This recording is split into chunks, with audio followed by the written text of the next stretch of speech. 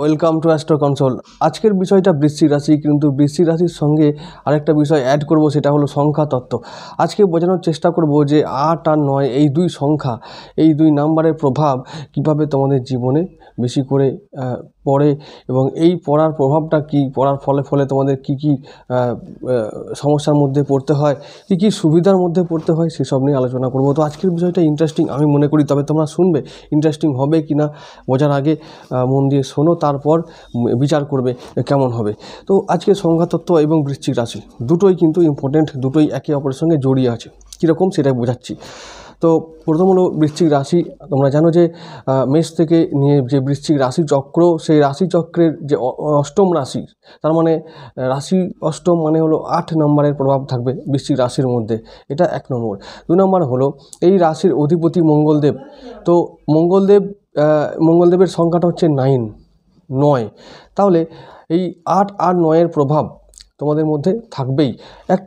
আরেকটা কারণ, এই বছরে 2024 সালটা 8 সংখ্যার বছর। তো 8 সংখ্যাটা তোমাদেরকে এবার বেশ নাকানি চোবানি খাওয়াবে। কেন? 8 সংখ্যাটা শনির সংখ্যা। 8 সংখ্যার মধ্যে কি রহস্য, কি শক্তি লুকিয়ে আছে, সেই বিষয়ে বিস্তারিত ভিডিও করেছিলাম। তোমরা যদি দেখতে চাও তাহলে আমার ভিডিওর প্লেলিস্টে গিয়ে ওখানে যাবে, দেখবে সেই ভিডিওটা। 8 সম্বন্ধে আমি বিস্তারিত বলেছিলাম, তবে আজকে বলবো 9 সম্বন্ধে, এবং 8 আর 9-এর মধ্যে সম্বন্ধ কীভাবে গড়ে ওঠে আর তার প্রভাব তোমাদের জীবনে কিভাবে পড়ে, বৃশ্চিক রাশিকে কীভাবে এরা সমস্যা দেয়, আমি সেটাই আলোচনা করব আজকে। তো আজকের বিষয়টা 9 যেহেতু, তাই 9টা আগে বলে রাখি। তাহলে 8 আর 9 বলা হয়ে গেল, আর 8 আর 9-এর মধ্যে সম্বন্ধটা বলবো, তারপরে বৃশ্চিক রাশিকে নিয়ে বলবো, তারপরে ভিডিও শেষ করব। এই হলো আজকের বিষয়বস্তু। তাহলে আজকে আমি 9টা সম্বন্ধে বলতে গেলে বলবো, 9 হলো এমন একটা পাওয়ারফুল, শক্তিশালী, রহস্যময় সংখ্যা, যে সংখ্যাটাকে বলা হয় আদি অন্তহীন। আর এই সংখ্যাটা কি বলা হয় যে সৃষ্টি ও ধ্বংসের মূল কারণ। এই সংখ্যাটা কি বলা হয় সমস্ত সৃষ্টিচক্রের শেষ। ও এই 9 সংখ্যা মানে 9 সংখ্যাটাকে আরেকটা সংখ্যা দিয়ে আমরা রিপ্রেজেন্ট করি বা বোঝার চেষ্টা করি, সেটা হলো জিরো, বিগ জিরো, যাকে শূন্য বলে বা মহাশূন্য বলে আমরা বুঝি। তো এই শূন্য যখন আমাদের সামনে হাজির হয়, তখন আমরা বুঝি যে এটার কোনো শূন্য মানে শূন্য, কিছুই নেই, আবার সবই আছে ওর মধ্যে। এই তো রহস্য। তো যখন এই বিশ্বচক্র বা এই বিশ্ব ব্রহ্মাণ্ড শূন্যর মধ্যে ছিল বা শূন্য আকার ধারণ করেছিল, কিছুই ছিল না, শূন্য, মহাশূন্য, বিশ্ব ব্রহ্মাণ্ডও ছিল না।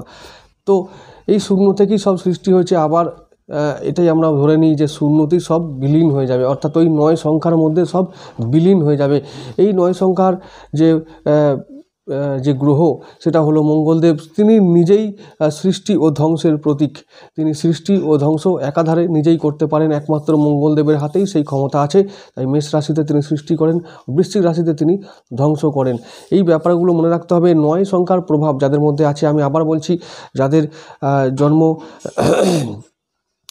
জন্ম 9 তারিখে, 27 তারিখে, 18 তারিখে, যে কোনো মাসের, ইংলিশ বা বাংলা, তবে এই প্রভাবগুলো থাকবেই। যাদের নামের অক্ষর যোগ করে 9 বেরোবে, তাদের মধ্যে এই 9 বা মঙ্গলদেবের প্রভাব তোমরা দেখতে পাবে। যাদের জন্মতিথি নবমী, তারা 9-এর মধ্যে 9-এর প্রভাব দেখতে পাবে জীবনে। যাদের জন্ম মানে সেপ্টেম্বর মাসে, সেই 9 নম্বর মাসে বা বাংলার 9 নম্বর মাসে, তো সেই সমস্ত ব্যক্তিরা 9-এর প্রভাব তোমাদের জীবনে দেখতে পাবে।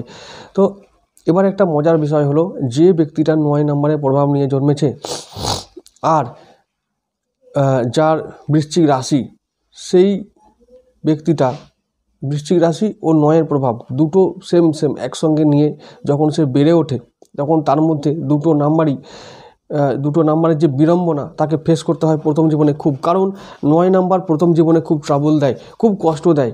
9 নাম্বারের লোকেরা খুব বুদ্ধিমান হয়, সৃজনশীল হয়, প্রতিভাবান হয়, তো এসব এমনকি ক্ষমতাবানও হয়। তারপর তবুও তা সত্ত্বেও প্রথম লাইফে তারা খুব কষ্ট পায়। নিজেদের যোগ্যতা প্রতিভা থাকা সত্ত্বেও তারা যোদ্ধার মতন যুদ্ধ করেই কিন্তু বাকি জীবনটাকে তারা নিশ্চিত করে যে আমরা সুখে বা শান্তিতে কাটাবো, এরকম একটা ব্যাপার। যুদ্ধ তাদের সঙ্গী, যুদ্ধ করতেই হয়। বৃশ্চিক রাশিরও সঙ্গী হলো যুদ্ধ। তো এই নয়ের বৃশ্চিক রাশির অধিপতি তো যোদ্ধা মঙ্গলদেব, তো যুদ্ধ তোমাদের করতেই হয়, এটা খুব স্বাভাবিক ব্যাপার। তো এই যখন 9 যখন আমাদেরকে প্রথম জীবনের সমস্যা দেয়, তখন আমাদের শেখায় যে যুদ্ধ করতে হবে বেটা, চলো ওঠো, অনেক কিছু শিখতে হবে এই জগৎ থেকে। 9 মানুষরা হয় উদার মনের, তারা অনেক কিছু রহস্যময় শক্তি বা বুদ্ধি নিয়ে জন্ম নেয়। কারণ 9 বললাম, 9-এর মধ্যে যে গুণ আছে সেটা হলো 9 সংখ্যাটাকে বলা হয় সর্বাধিনায়ক সংখ্যা, মোস্ট পাওয়ারফুল সংখ্যা। এই সংখ্যা লোকেদের ধ্যান ধারণা, বিবেক, বুদ্ধি, শিক্ষা দীক্ষা, দর্শন ও আদর্শ সবার থেকে আলাদা। যেমন করে বৃশ্চিক রাশি সবার থেকে আলাদা, এই সংখ্যার লোকেরাও ঠিক সেইভাবে সবার থেকে আলাদা। এই রকম একটা মানুষ, এই রকম একজন চরিত্র যখন বৃশ্চিক রাশি হয়ে জন্ম নেয়, তখন তাকে 8-এর প্রভাব দেখতে হয়। আমি এবার আরেকটু বলে নিই 9 সম্বন্ধে, তারপরে আমি 8 আর 9-এর মধ্যে বিড়ম্বনার কথাটা বলবো, তারপরে রেমেডি কথা বলে চলে যাব। 9 মানে হলো বলিষ্ঠ পদক্ষেপ, লোভনীয় চাকরি, প্রভুত্ব, এরা এসব করতে ভালোবাসে। মনের দুর্বলতা, মাঝে মাঝে মন দুর্বল হয়ে পড়ে, একটু আদর্শ প্রেমিক প্রেমিকা হয়, কামনা বাসনা এর মধ্যে প্রবল থাকে। এরা চায় ব্যবসায় সুনাম হোক, এরা ভালো হিসাবকারী বা রক্ষাকারী হয়, অ্যাকাউন্ট্যান্ট হয়ে থাকে ভালো। তো যাদের মধ্যে এই 9-এর প্রভাব আছে তারা মাঝে মাঝে জীবনে হতাশ হয়, কিন্তু তারা আধ্যাত্মিক জীবনে খুব উন্নতি করে। আমি আগেই বলেছি বুদ্ধিমান, প্রতিভাবান, বিদ্বান ও মান সম্মান এদের খুব ভালো লাগে, এরা পায়, অটোমেটিক পায় এরা। আর এরা কোনো কিছু কাজ করে, যে বললাম যোদ্ধা যেহেতু, তাই যুদ্ধ করে কিন্তু এরা এমনভাবে যুদ্ধটা করে, জীবনের যুদ্ধ অবশ্যই, তো সেইটাতে সাকসেসফুল হয় এবং সহজেই মানুষ তাদেরকে খুব অ্যাপ্রিসিয়েট করে আর কি। তো এইটা হলো 9-এর প্রভাব। কিন্তু মাঝে মাঝে যখন 9 বা সংখ্যাটা যখন বিকৃত হয়, বা আমি যদি দেখি যে জন্মছকে মঙ্গল দেব পীড়িত আছে, তাহলে কিন্তু এরা মাঝে মাঝে জেদি হয়, বিকৃত বাসনা কামনার শিকার হয় এবং তাদের মনটাও এরকম হয়ে যায়। কিছু স্বাস্থ্যের উপর প্রভাব পড়ে, খারাপ প্রভাব পড়ে।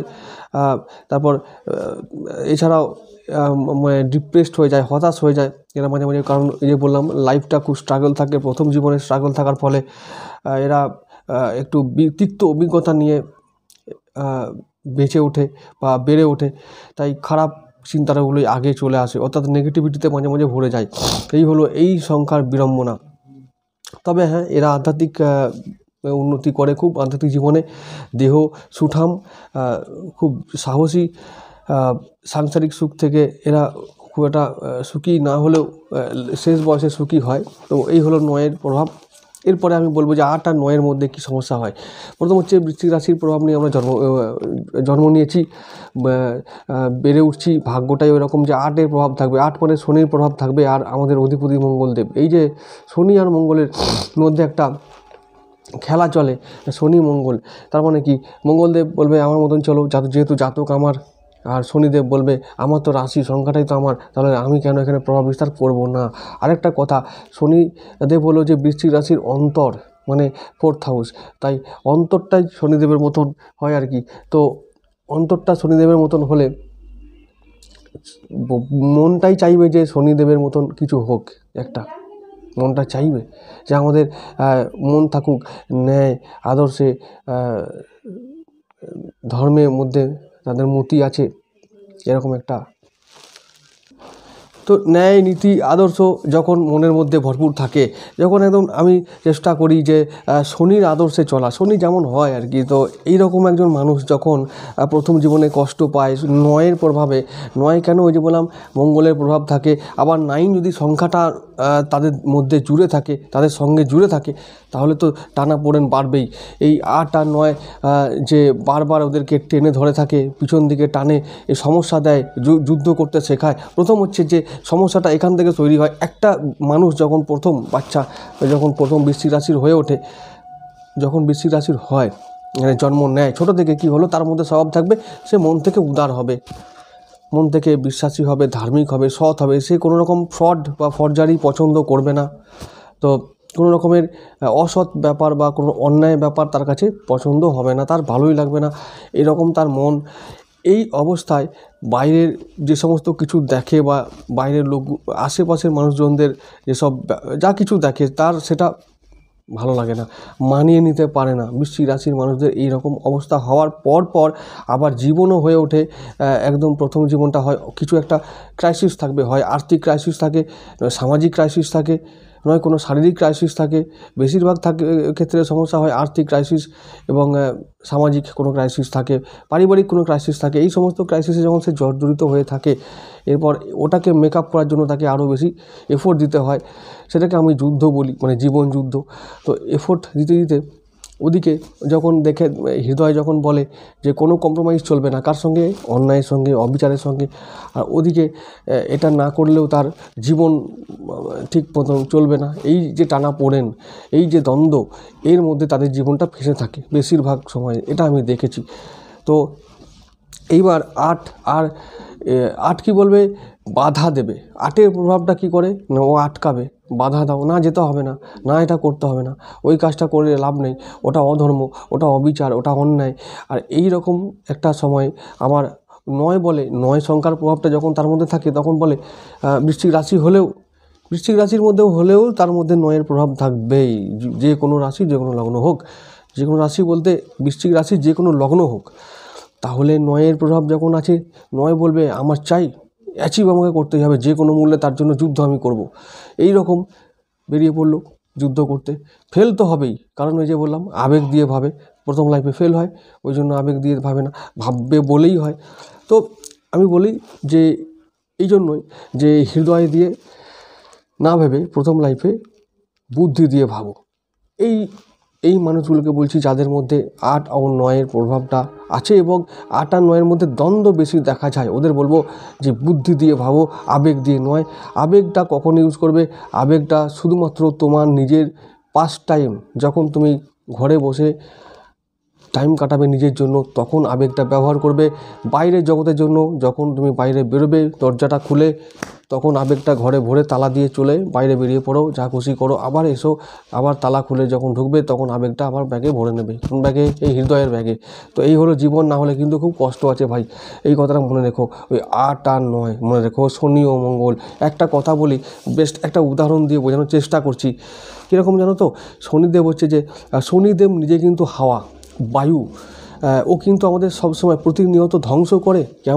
কেমন করে? শনিদেব ধ্বংসের প্রতীক, কারণ শনি আমাদের, এই যে আমরা নিঃশ্বাস নিচ্ছি না, এই যে নিঃশ্বাস প্রশ্বাস নিচ্ছি, তো শ্বাস প্রশ্বাস নিচ্ছি, এটা কিন্তু শনিদেবের ওই হাওয়ার কারণে। তো নিঃশ্বাস প্রশ্বাস যত আমরা নেব, তত আমরা ধীরে ধীরে ক্ষয়ের দিকে এগিয়ে যাব, এটা নিয়ম। আর এই শনিদেবকে ছাড়া কিন্তু আমরা একটি মুহূর্ত বাঁচতে পারবো না। এই হলো এর বিড়ম্বনা, যে ধ্বংসও করবে আবার বাঁচিয়েও রাখবে। এটা কীরকম ব্যাপার নয়? বায়ু আর মঙ্গলদেব অগ্নিকারক, খুব, যেমন তার মধ্যে জলও আছে, অগ্নি আছে, সৃষ্টি করার ক্ষমতা আছে। তো শুধুমাত্র এই যে সৃষ্টিশীল মঙ্গল, যখন তোমাদের অ্যাকচুয়ালি মঙ্গলদেব না মেষ রাশিতে সৃষ্টি করে আর বৃশ্চিক রাশিতে ধ্বংস করে। তো ধ্বংসের শক্তি নিয়ে, আর ওদিকে শনিদেব নিজেই যে ধ্বংসের প্রতীক, এই দুটো শক্তি দুটোই নেগেটিভ হয়ে যায়। তো এই নেগেটিভিটি যখন মনের মধ্যে বেশি করে কাজ করে, তখন জীবনটা জেরবার হয়ে যাবেই, এটা স্বাভাবিক। আরেকটা কথা, মঙ্গলদেব আগুনটা জ্বলতেই সাহায্য করে। আগুনটা জ্বলবে ওই হাওয়ারই কারণে, শনিদেবের কারণে। সেই জন্যই শনিদেবের ঘরে মঙ্গলদেব উচ্চ স্থান পায়। হাওয়া বেশি হলে আগুন নিভে যাবে, হাওয়া ঠিক থাকলে আগুনটা জ্বলবে। আর আগুন এক মুহূর্ত জ্বলতে পারবে না হাওয়াকে ছাড়া। তাহলে ওই জন্যই শনির ঘরে মঙ্গলদেব উচ্চ স্থান পায়। কি বিড়ম্বনা দেখো, একে অপরের শত্রু, কিন্তু দেখো শত্রুর ঘরেই কিন্তু মঙ্গলদেব উচ্চ স্থান পাচ্ছে। তো এই বিষয়গুলো বোঝার আছে, বুঝতে এই জন্যই হবে যে কি শেখাচ্ছে তাহলে মানেটা কি, এই মানেটা বুঝতে হবে। মানেটা হলো যে ওই যে বললাম ব্যালেন্স করে চলতে হবে। আমার মধ্যে আবেগ থাক, আবেগটাকে আমি কন্ট্রোল করব, আর যুদ্ধকে প্রাধান্য দেব, এবং আবেগকে সরিয়ে দিয়ে আমি ন্যায়, নীতি, আদর্শ, ধর্মকে এদেরকে আগে রাখবো। মানে আমার বিবেক যেটা বলবে, আমি বিবেকের জন্য, ধর্মের জন্য আমার জীবনে যুদ্ধ হবে, অন্য কোনো কিছুর জন্য নয়। কোনো কিছুর জন্য কম্প্রোমাইজ হবে না। এই হলো তোমাদের জীবন। তো এই যে শনিদেব, আমি বললাম একটু আগে যে ক্ষয় করছে, প্রতি মুহূর্তে শনিদেব আমাদের ক্ষয় করছে, এটা মনে রাখতে হবে। আর ওই শনিদেবই তোমাদেরকে বাঁচিয়ে রাখে আগুন হয়ে, আবার এই মঙ্গলদেবের প্রভাবটা নিয়ে। অগ্নিকারক যে তত্ত্ব তোমাদের মধ্যে বা আমাদের দেহের মধ্যে আছে, সেই অগ্নিতত্ত্বকেই এই শনিদেবী বাঁচিয়ে রাখে। তাই একে অপরকে নিয়েই আমাদের চলতে হবে। 8 ও 9দের বলছি, অবশ্যই অন্যান্য সংখ্যা নিয়ে বলছি না। যে দ্বন্দ্বটা বোঝার চেষ্টা করতে হবে। অনেক মানুষের জীবনে কিন্তু 2টো নাম্বারের প্রভাব থাকে, কারণ আমি বলেছি যে 1 হলো জন্ম তারিখের সংখ্যা, আর 2 হলো নামের সংখ্যা। এই 2 সংখ্যা আমাদের জীবনে সবাইকে তাড়া করে বেড়ায়। তো এই যে তাড়া করে বেড়ানোর যে খেলা, কি কারণ, এই বৃশ্চিক রাশির মানুষদের, যাদের মধ্যে আবার বৃশ্চিক রাশি ও 9-এর প্রভাব বর্তমান, তাদের জন্য বেশি করে 9-এর প্রভাব থাকবেই। আরেকটা কথা বলে রাখি যে মঙ্গলদেবের প্রভাব তোমাদের থাকে, তাই সংখ্যা 9 তোমার সঙ্গে জুড়ে থাক আর না থাক, থাকলে বেশি করে পড়বে, না থাকলে একটু কম পড়বে, এই যা, কিন্তু প্রভাব থাকবেই। তো এইটা বোঝার চেষ্টা করো যে দ্বন্দ্বটা কি এই বছরের জন্য, এটা বেশি করে পারবে। কারণ বললাম যে 2024 হলো 8-এর বছর। 8 তোমাদেরকে বাধা দেওয়ার চেষ্টা করবে, 8ই আবার তোমাদের রক্ষা করবে। কারণ এই বছর বললাম শনি মহারাজ রাজযোগের ফল দেবে, তাই বাধা পাবে, জীবনে বাধা আসবে এবছর, কিন্তু ওই বাধাকে অতিক্রম করবে। তার একটাই উপায় হলো, অতিক্রম কিভাবে করবে, আবেগকে তুড়ি মেরে উড়িয়ে দাও। যে তোমার মধ্যে যে আছে ধর্ম, নীতি, ন্যায়, দর্শনের যে ভাণ্ডার আছে, ওটাকে নিয়ে এসো, যুদ্ধ করো, সাকসেসফুল হবেই। 2024 তোমাদের জন্য এরকমই একটা বছর নিয়ে আসছে, লাকি একটা বছর। 30 বছর পরই এরকম তোমাদের একটা সুযোগ এলো তোমাদের জীবনে, যে ওই 2 সংখ্যাই তোমাদেরকে জীবনে অনেকটা এগিয়ে নিয়ে যাবে। আবার বলছি, 30 বছর পর তোমাদের জীবনে এরকম একটা বছর এসেছে, যেই বছরটা যে বললাম আগুনটা জ্বলবে, কিছু সৃষ্টি হবে, কিছু তৈরি হবে, অবশ্যই তৈরি হবে এবছর। আমি আবার বারবার বলছি যে অন্যান্য বছরের তুলনায় এবছর তোমাদের অনেক কিছু সুযোগ সুবিধা তোমাদের সামনে এসে হাজির হবে। তো সেগুলোকে কাজে লাগাও। সেগুলোকে কাজে লাগানোর একটাই উপায়, ওই যে বললাম আবেগটাকে সরাও। আর দ্বন্দ্ব, যে 8 আর 9-এর যে দ্বন্দ্ব তোমরা বারবার ফেস করবে, সেটাকে তোমরা ভালো, মানে তোমাদের বিবেক বা তোমাদের জ্ঞানই পারবে সেটাকে সমাধান করতে, এবং সমাধান করে আবেগহীন তোমরা যুদ্ধ করো। যোদ্ধা কিন্তু কখনো, যে বললাম তোমাদের মধ্যে কেতুও আছে লুকিয়ে, তো সেই কেতুর কথা আমি অনেক বলেছি, যে বলে যোদ্ধা কখনো আবেগ জানে না। অর্ডার মানে হয় কাটো, নয় কেটে দাও, আর নিজে কেটে নাও। কি বললাম, মানে হয় মারো নয় মরো, এই যে ব্যাপার, এই অর্ডারটাই যোদ্ধা পালন করে। তাই বলছি যে এখানে কোনো আবেগ থাকে না জীবনের যুদ্ধে। এবার তোমরা আবেগহীন হয়ে যুদ্ধ করো, ফয়সালা করো, চেষ্টা করো, প্রতিটি মুহূর্তে, প্রতিটি ক্ষেত্রে তোমরা এই নীতি নিয়ে চলো। দেখবে এবছরে তোমরা অন্যান্য বছরের তুলনায় অনেক বেশি ফল পাবে। 8 ও 9 তোমাদের, বারবার বলছি, 8 ও 9-এর গেরোয় তোমাদের জীবন আটকে থাকার চেষ্টা করলেও তোমাদের কিন্তু ওই 9-এর শক্তি নিয়ে এগিয়ে যেতে হবে। 8 বাধা দেবে প্রথম দিকটায়, তারপরে 9 আবার তোমাদের এগিয়ে নিয়ে চলে যাবে। 9 হলো এমন একটা সংখ্যা, বারবার বলছি, যে শক্তি, শিব ও শক্তির প্রতীক, আর আদি ও অন্তের প্রতীক, বিশ্ব ব্রহ্মাণ্ডের প্রতীক। এটা মধ্যে অনেক রহস্য আছে। তোমরা চাইলে 9 সম্বন্ধে স্টাডি করতে পারো অন্যান্য বই থেকে বা জায়গা থেকে, দেখবে যে অবাক হবে। খুব একটা সমস্ত সংখ্যাই নাকি ওই 9-এ গিয়ে মিলিত হয়, এরকম আমরা জানি। তো বিচিত্র সংখ্যা, এই সংখ্যাটা তোমাদেরকে নিয়ন্ত্রণ করে প্রতি মুহূর্তে, তাই তোমাদেরকে সাবধান থাকতেই হবে, বা প্রতি মুহূর্তে চিন্তা ভাবনা করে এগোতে হবে। এটাই স্বাভাবিক তোমাদের জীবন, এইটাই জীবন তোমাদের। যে যা কিছু করব, যুদ্ধ তো চলবেই, তার মধ্যে আবেগ থাকবে নাকি অন্যান্য কিছু থাকবে। আবেগ দিয়ে করলে তোমরা শুধু ঠকেই যাবে। এখানে আবেগ নয়, মঙ্গলকে কেতু হতে হবে। যেটা দরকার নেই সেটাকে বাদ দিতে হবে, একদম ডিস্ট্রয়। এইভাবে তোমাদের লাইফ চলবে। আর আমি বলছি যে যদি জন্মছকে কখনো 9-এর প্রভাব বা 8-এর প্রভাব বেশি দেখা যায়, তাহলে 8-এর জন্য দান করো আর 9-এর জন্য রত্ন ধারণ করো। আর কী রত্ন কী থাকবে সেগুলো তোমরা বিস্তারিত জানার জন্য ফোন করতে পারো। যাই হোক বন্ধুরা, আজকে এইটুকু থাক। নমস্কার।